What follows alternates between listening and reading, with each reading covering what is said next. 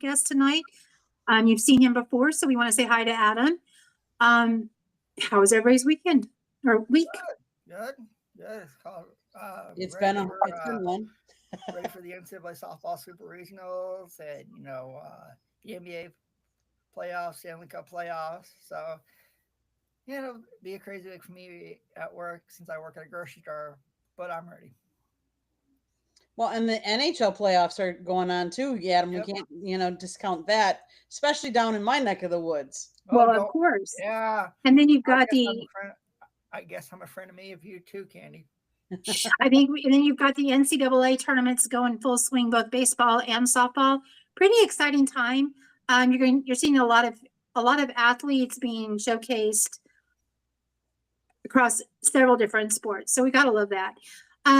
We want to mention that Jen is having some technical difficulties. We're trying to get her in, and Megan is unable to be with us tonight. So we really we always miss her when she's not here. So we want to send her some positive vibes out there because I think she would enjoy that or appreciate it very much.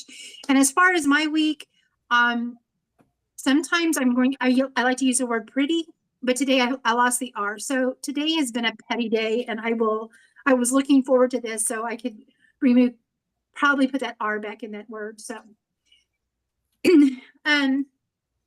I know that we've got a lot to discuss. We've got some things that we want to highlight first, and then we're going to jump into the NFL season. Candy. Yes. Because you have a heart out, we do want to save one of your happy stories, the one about the softball player, but can you open the show with your cool thing that you got to witness in person this weekend? So it doesn't happen very often, and I can't honestly remember the last time or if I've ever seen it before because it's only happened in Major League history.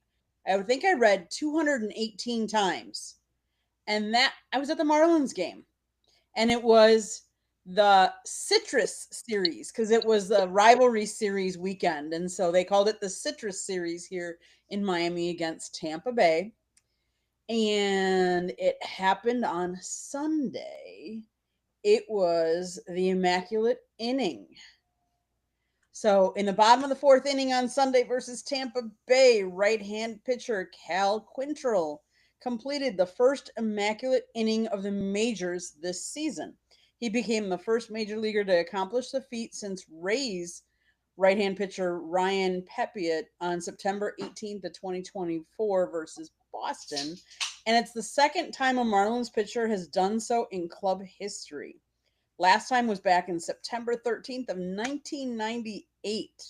Oh, and I take that back. It marked just the 118th time Immaculate Inning in Major League history, which means 9 pitches.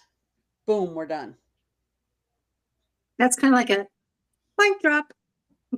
It's crazy. And I'm like, wow, struck out the side. And I guess I didn't even really realize it. Like at that point I was taking pictures and I'm just taking pictures of the pitcher, taking pictures of the batter. And I didn't even think and then I read it afterwards and I'm like, oh my gosh, I just witnessed history. And it's kind of funny because it's the second time I've witnessed history with the Marlins. The first time was, and I had never seen a no-hitter before. I saw a no-hitter down here with so that it's kind of crazy because I've been to a lot of Brewer games. For those of you that don't know, my dad was an usher for the Milwaukee Brewers for 25, 30 years.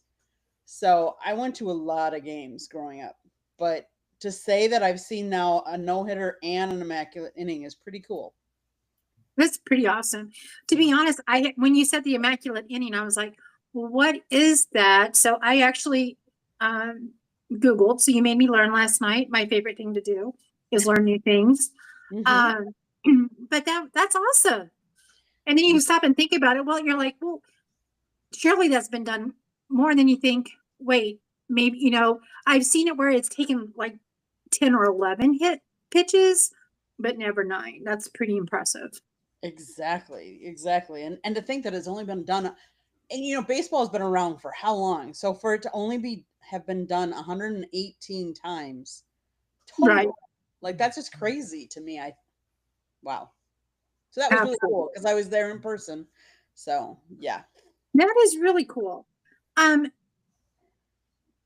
So we have your happy story that we'll revert back to using a ball and bat in a little bit. But we do want to, Adam was wanting to come on and talk to us about the schedule, because the NFL schedule was released last Wednesday. And before we get in here, I did kind of do a little bit of research that I kind of want to start off with, because there's a top 5 easiest schedule and a top 5 hardest schedule. And I've heard a lot of grumblings, especially from teams that had a very successful year last year with an easier schedule, that, gosh, our schedule is hard. We won't have these walk in the parks. And I'm like, it was an Eagles fan. I just said, welcome to winning a Super Bowl, because the league is not going to let you skip through the tulips. They're going to make you toe that path, which then brings to another interesting thing. Hold on, I'm going to bring up, before we even go there, I want to talk about this because I thought this was really cool. So in the last 10 years, losing seasons in the last 10 years. So we're going to see kind of how this plays out a little bit. The New York Jets, shocking, have had 9. I mean, we're not surprised, but very sad for their fan base. 8 losing seasons would be New York Giants, Cleveland, Carolina. And we really feel like, the Chicks really feel like Carolina is taking a step forward. And so we're rooting for Jen to have that to be a thing of the past instead of recurrent. Then we go to 7 losing seasons would be Chicago, Atlanta, Denver, Las Vegas, Jacksonville. 6 is Arizona, Washington, San Francisco. 5, Chargers, Detroit, Tampa Bay, Miami, Cincinnati. 4 is New England, Tennessee, Houston, Indianapolis, and New Orleans.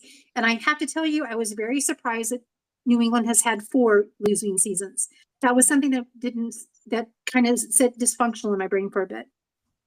Only 3 losing seasons would be Minnesota, Dallas.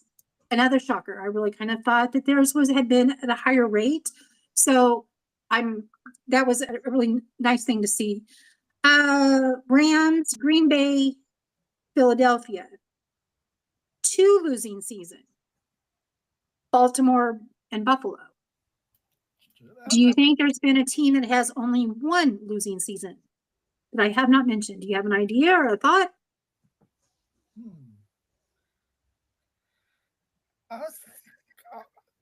Kari, since you're a Kansas City Chiefs fan, I'm going to take a limb and I'm going to say the Kansas City Chiefs. No, it's not that one. Wow. Seattle has only had 1 losing season. Wow. Really? Wow. In the last 10 seasons. Wow.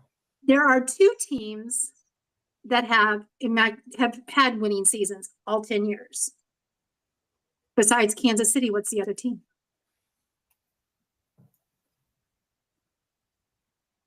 Did you say Philadelphia? Mm-hmm. They had 3 losing seasons. Good one, Candy. I would truly never guess Philadelphia. You're in the right region, though. Right region. Well, you mentioned AFC. the right region.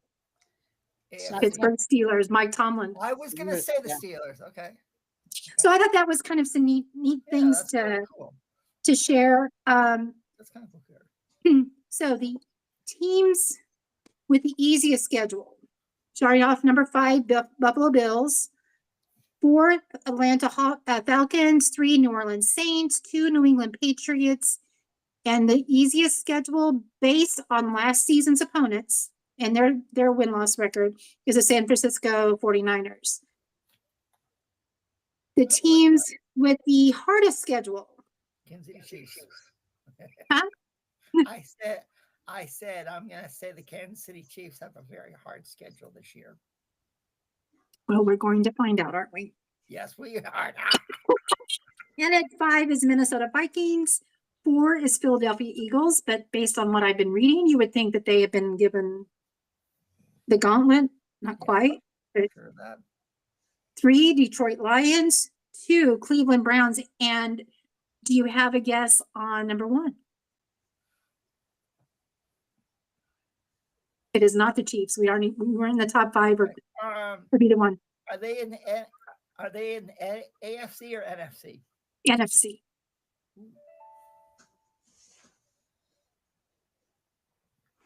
Let me give hardest schedule. Wow. Yeah, think about this.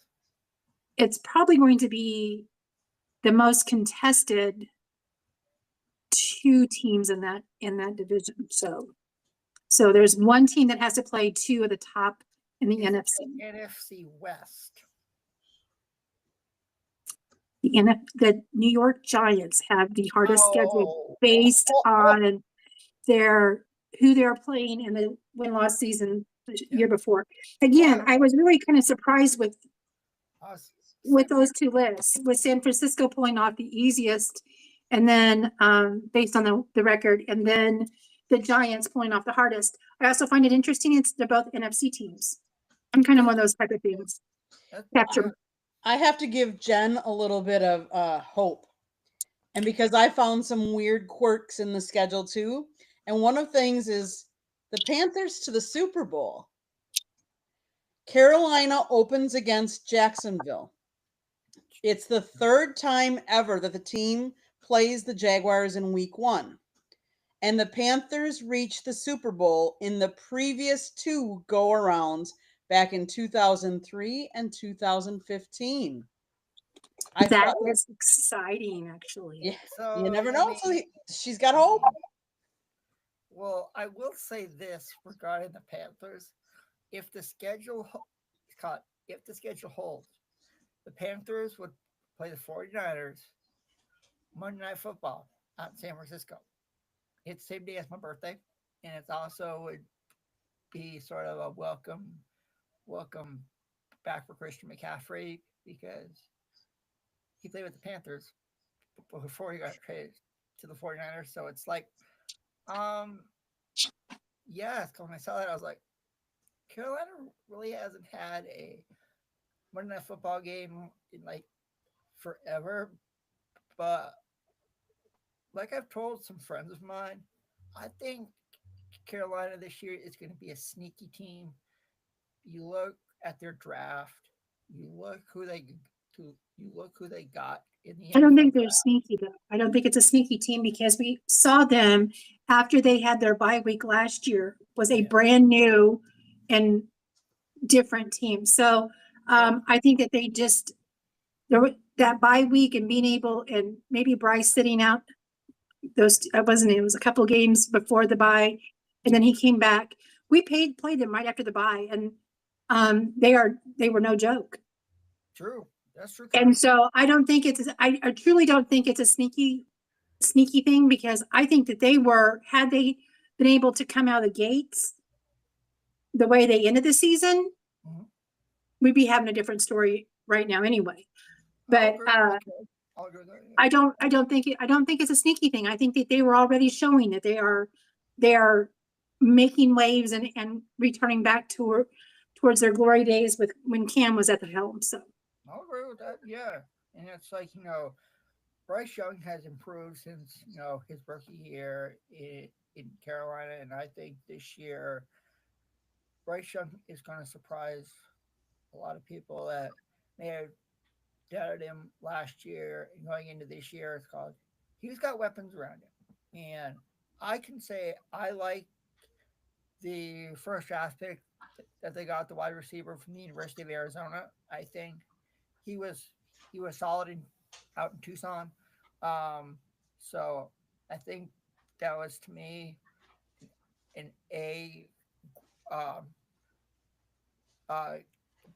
Giving him an A.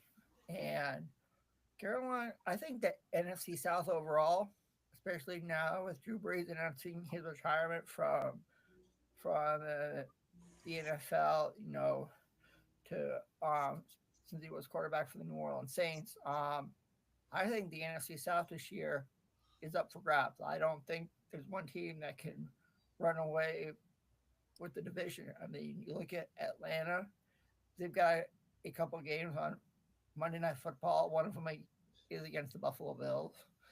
So it's like, I think the NFC South this year is going to be up for grabs, and I think the NFC overall.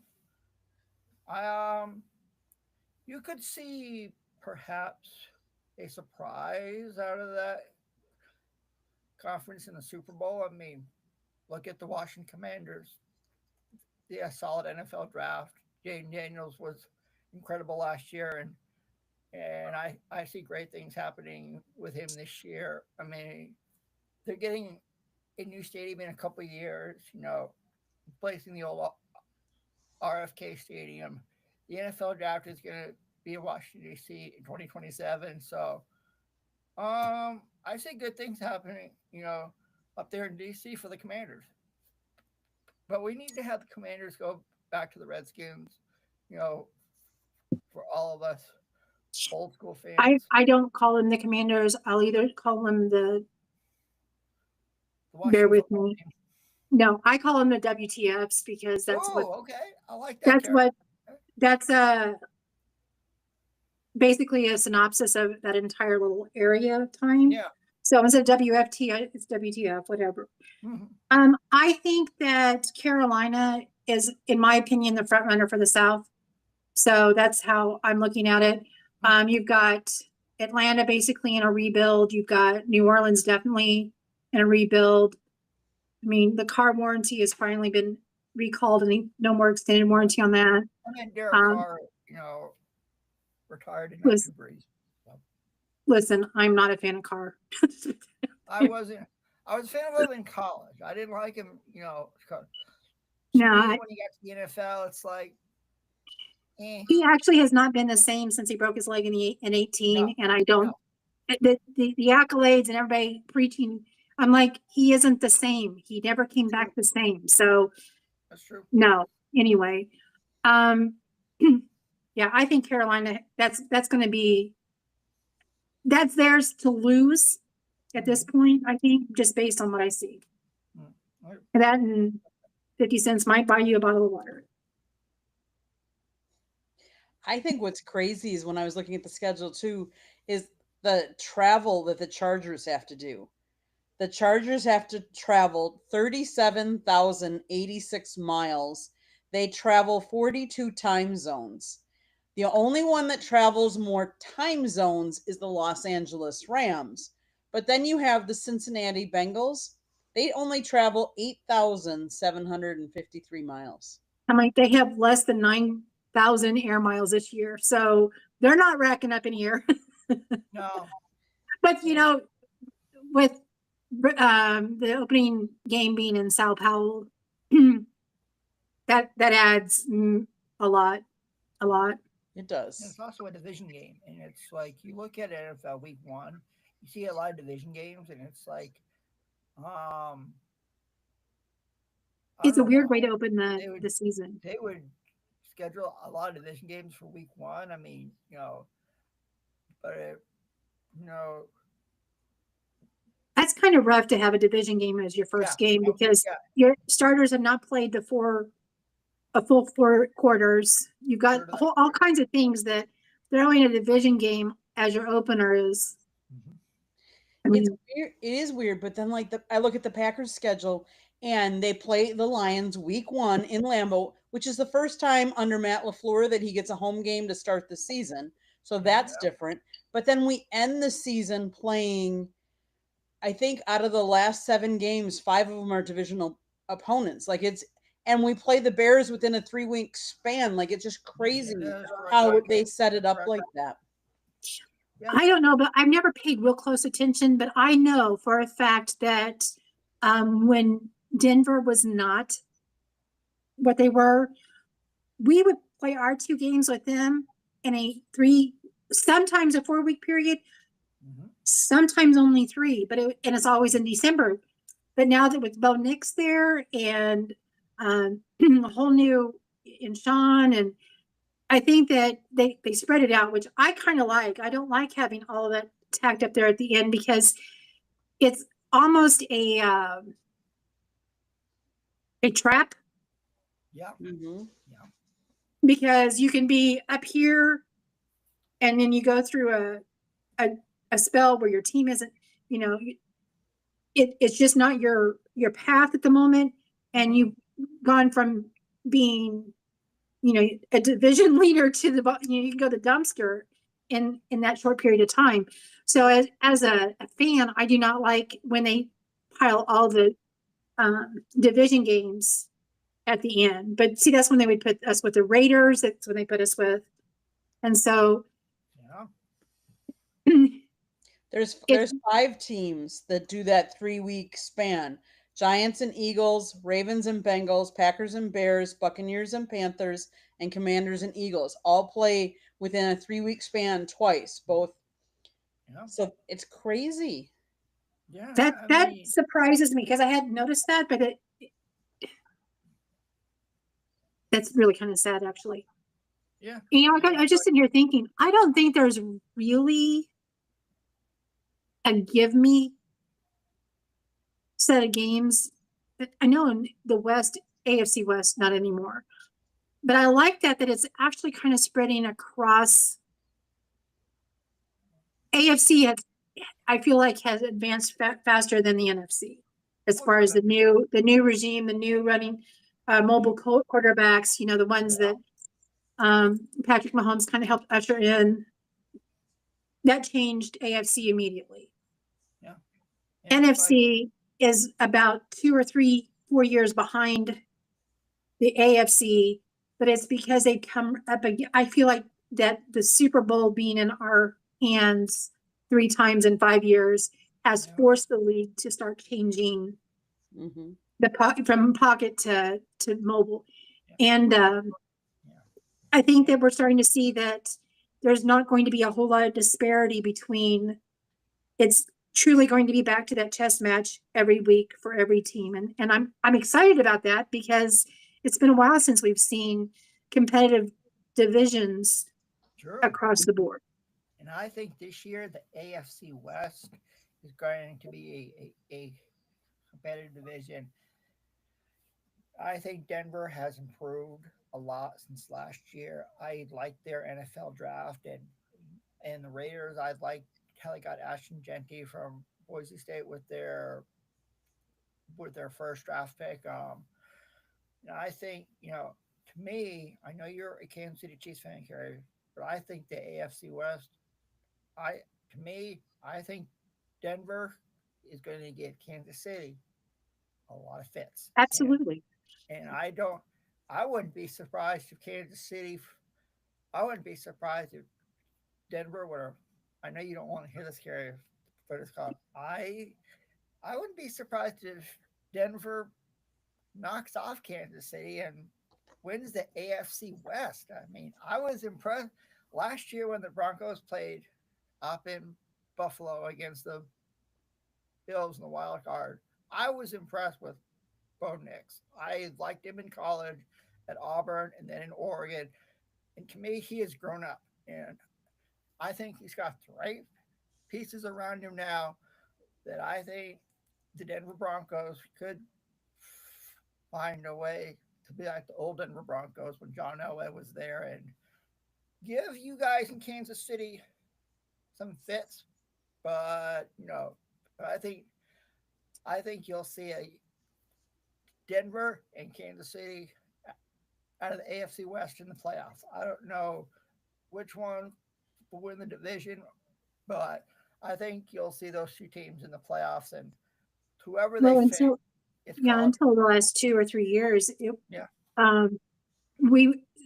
AFC West was give me games for us. Oh yeah, let's be real, I don't think it's and it's not anymore. Vegas is the only one that's got to show. The Raiders have got to stand up and show who they are and what they are. Yeah. And maybe we start to see that with, excuse me, this year. I would love to see that because as a fan, that's what I remember as a kid, that it was always competitive, super, super competitive. Oh, yeah. That we never set starters in those games we went through a streak that we put backups in just to rest the starters. So you mean like last year when you guys went to Denver and lost? But it was like, I mean, you guys weren't really playing for anything because you guys had already wrapped up the division. But we didn't want, I mean, honestly, I think they did that on purpose so that Yeah. we weren't going to show any of the, Yeah, I'll agree with that, Gary. Yeah. Yeah, and it's like, did they intentionally get beat, the way they did. spanked? No. But I don't think that they were going to try to put a whole lot of fancy plays out there on the field. It was very vanilla. Andy Reid was saving that for the playoffs. Trust me. It's Too bad I didn't save it for the Super Bowl. Well, yeah, that too, Gary. I mean, it's like, I think, I have some friends who are huge Cincinnati Bengals fans, and I think if Kansas City, Buffalo, or Baltimore were to struggle this year, I could see the Cincinnati Bengals finding a way to replace one of those three teams that, in the AFC, because they had a tremendous NFL draft. They got Shamar Sanders from Texas A&M. They got Demetrius Knight from South Carolina. And you know how y'all know the SEC is always real tough when it comes to college football. And I think Cincinnati could be right there, to challenge. You're giving rookies a lot of credit, and you think that they're going to make a big impact. And I'm not so sure. I'm not so quick to jump on that bandwagon yet, because we don't even know if Shardeur is going to be their quarterback. Like they have how many? They have a big quarterback room right now. Yeah. We have said for years that Cincinnati was going to run the gamut, and they have yet to do that since Joe walked in the building. So until they can show with what they've had already, they're going to be a mid team until they step up. And it's not because of anything other than they've been hyped for the last 3 seasons. This is their year, and they go out and belly flop. And it's like, okay, Joe's great and he has great stats, but if you don't have an offensive line and you don't have enough defense to take care of business, you don't have one person's stat is not going to take you to the Super Bowl. It just isn't going to happen. That's why I'm happy that they drafted Demetrius Knight, linebacker from South Carolina, because he was really good last year for the Gamecocks. They just called, we've seen, over the years, it either can be easy or hard to make the transition from college to the NFL. But hey, that's why they play the game, right, ladies? All right. So I did see one thing today that we can end NFL with that I thought was kind of a fun thing is the owners and of NFL teams have voted to allow NFL players to try out and play for the Olympics flag football. So that's kind of fun. And I'm going to, since we're getting really close on time, Kenny, do you mind to give us 2 minutes to give us our happy story so we can sign off? Sure. So my happy story comes from the Big Ten and softball. I'm going to talk about Jordy Ball. She was Big Ten softball pitcher and player of the year. She came to the plate in the regionals. She came to the plate 12 times. She reached every single time. She went 5 for 5 at the plate. She had hit 4 home runs, batted 8 runs, 7 ribbies, and she walked 7 times. She also picked up a pair of wins because she's a pitcher and struck out 10 in Sunday's shutout. So kudos to Jordy Ball. Well, okay, so I stand corrected. One person can almost win a game by themselves. Well, Kari, I have another happy note. I want to give a special shout out to Dr. Dot Richardson and the entire Liberty Flame softball team, because y'all know it's called I Do Sports Talk. Chris Idell. Monday nights we had her on last night because they went down to College Station, Texas, and knocked off the number 1 team in the NCAA softball tournament in the Texas A&M Aggies, led by head coach Trisha Ford. Liberty has been so close so many times on getting to the Super Regionals, and it was like David knocking off Goliath, a 16 seed being a number 1 seed, and it's like You have got to be kidding me. That And was the they're first only time in 2 weeks away NCAA from the Women's history that College World happened. Series in Oklahoma City. So it's like, congratulations to Dr. Dot Richardson and the entire Liberty Flame softball team for doing something that will be talked about in years and years and years to come in college softball. Absolutely.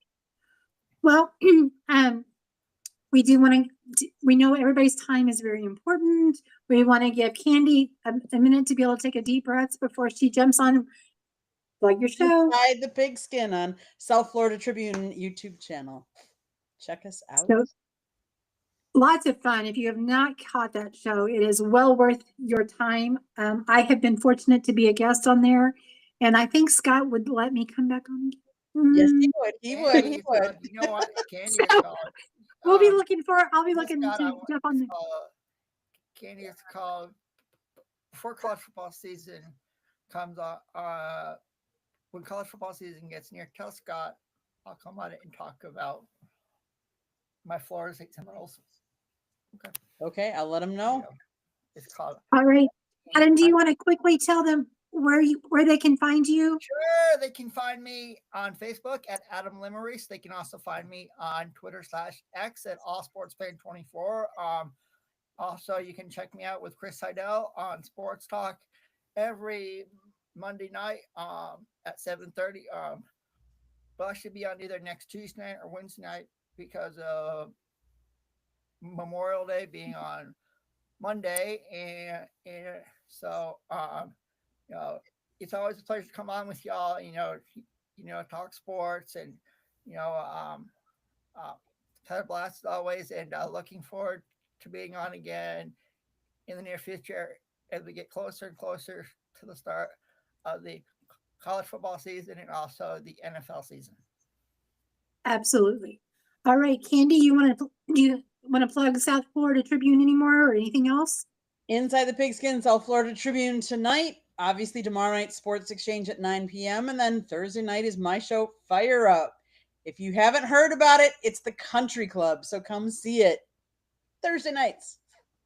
We love Candy. All right. Well, one last thing. I got to plug my husband's book. My husband wrote Absolutely. a book, Lessons from the Microphone. It's available on Amazon, Barnes & Noble, Kindle, Google, and Apple Books. Now and also, if you were to message Candy, I'm sure she could figure out a way to get it to you as well.